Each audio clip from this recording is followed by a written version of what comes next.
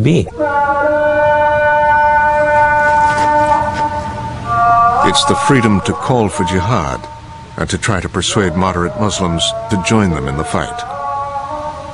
We must prepare to die now, but to take vengeance upon these Zionist Jews.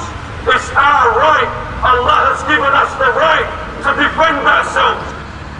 Allah subhanahu wa ta'ala mentioned jihad in the Quran 26 times, and Allah subhanahu wa ta'ala mentioned qital fi sabilillah 79 times. Qital fi sabilillah is fighting by a physical fighting.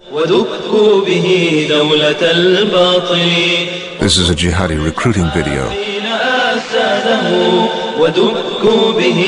It shows an action in Chechnya, where Islamic fighters have been waging a long and bloody battle against the Russians. It's a call to arms against the non-Muslim world.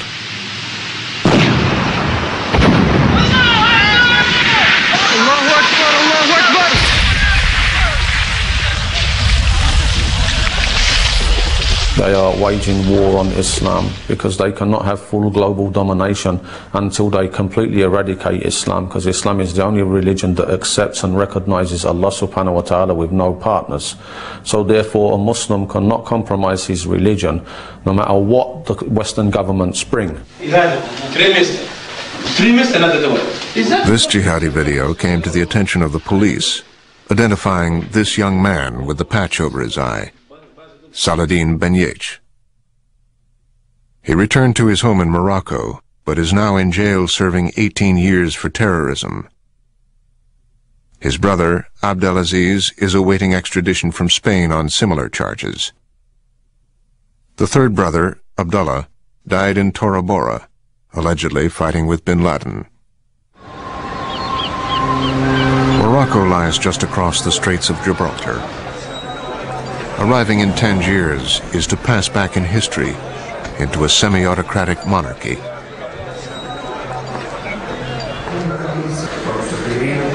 Discontent hangs in the air of this and other North African countries. The king's gambit on this holiday is to promise slightly more freedom, but prosperity remains elusive. And the government has been cracking down hard on a growing militant movement.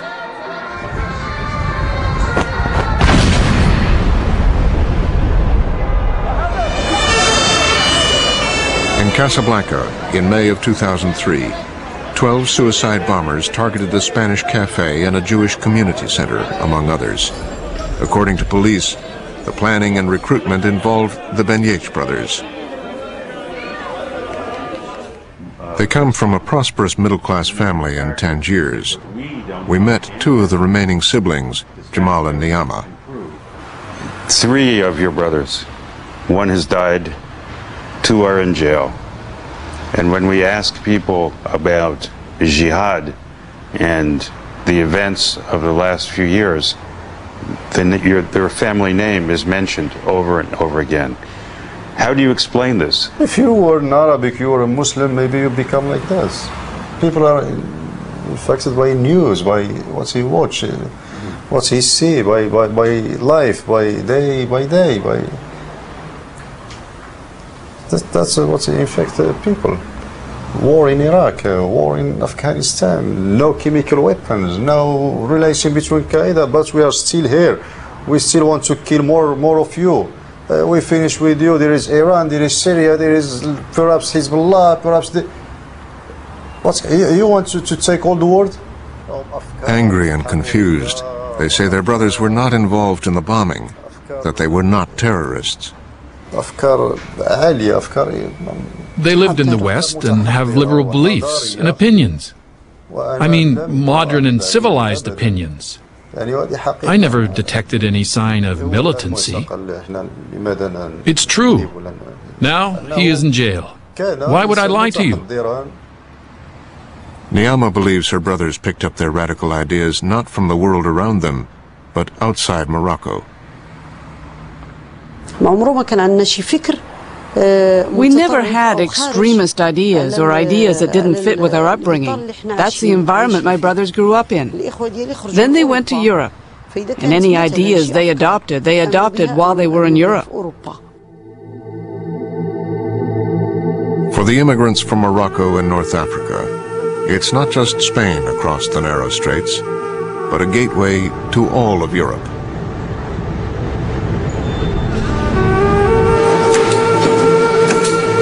Whether traveling legally or illegally, they've been flooding into the continent, making Muslims the fastest growing population in Europe.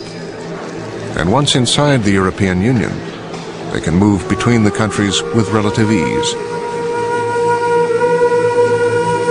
It's how terrorist cells move around Europe and operate within this population that concerns analysts like Mark Sageman. A former CIA operative who worked with the Mujahideen in Afghanistan, he's now a forensic psychiatrist mapping the workings of terrorist cells like those in Spain, trying to understand how they relate to each other, their common ties and loose connections back to Al-Qaeda, and what distinguishes their members' profiles. One of the surprising findings in my sample was that about 70% decided to join the jihad while they were abroad.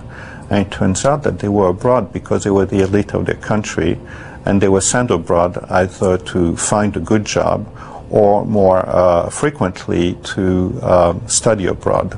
And when they were abroad, they became very homesick.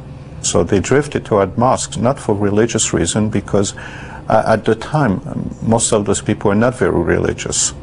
They were fairly secular. And as a matter of fact, they were mostly people in engineering school, law school, medical school. And what those mosques have in common is that they preach this creation of this Salafi utopia.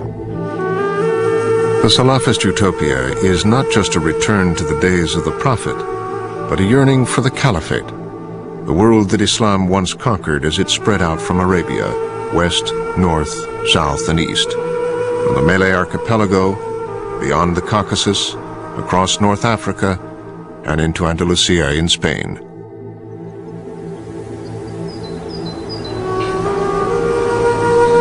While Europe was in the Dark Ages, Muslims brought literature, advanced mathematics, the scientific method, and by the 14th century had built the Alhambra in Granada.